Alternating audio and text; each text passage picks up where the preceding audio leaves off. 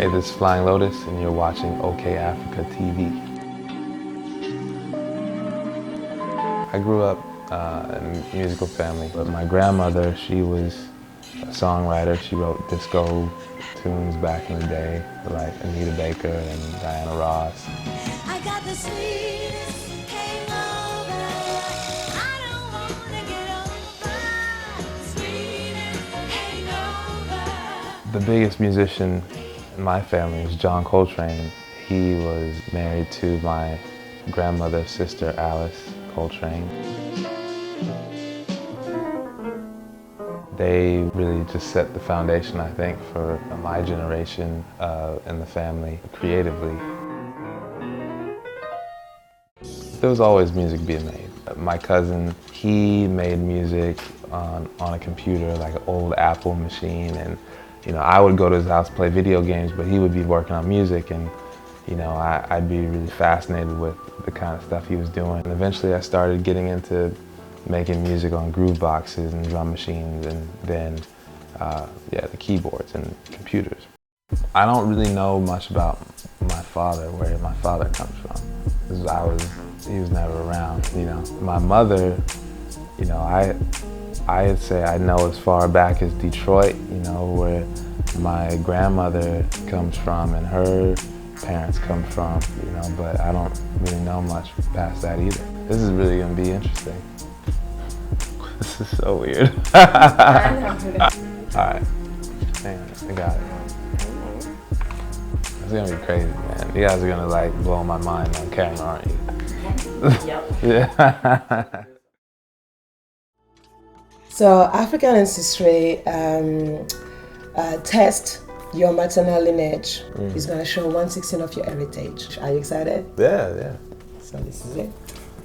Oh. Tikar people in Cameroon. Right. Wow.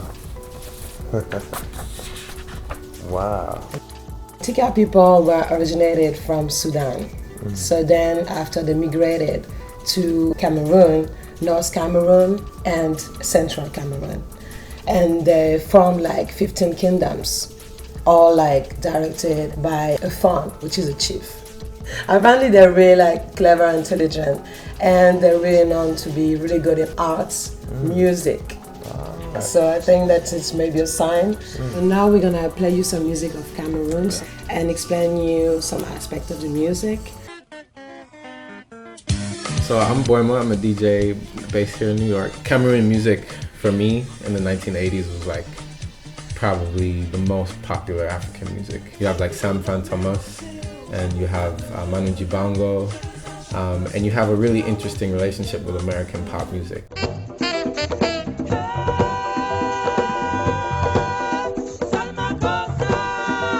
So Makossa, of course, was the basis for the "Wanna Be Starting Something" chorus, front refrain, one Mama Say Mama Samba Makossa.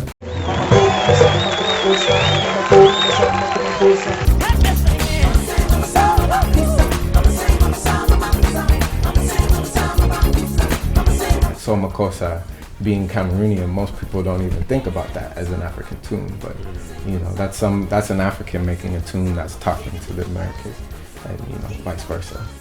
Quincy Jones was Tikar, so it's interesting that connecting that, like the Mama Say Mama Samba Makossa, that he was connecting that. I don't know if there was a conscious, a conscious thing, but there's a connection.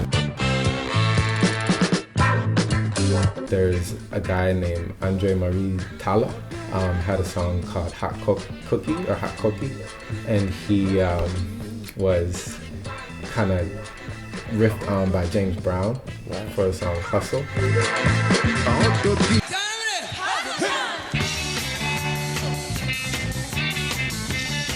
James Brown was sued by Andre. Right. That looks like it's got some shit on it. Yeah.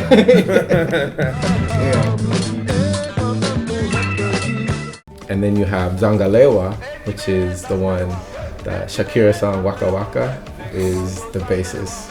That's a Makossa song from the 80s from a group called Golden Sounds. And that the original song is called Zangalewa.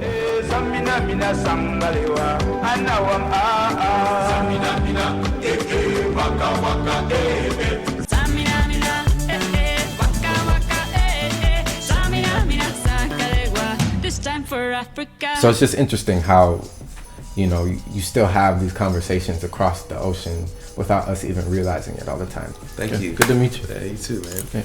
And I just had my mind blown. So thank you guys very much. And yeah, hopefully we make something inspired, and I'll get to share it with you guys.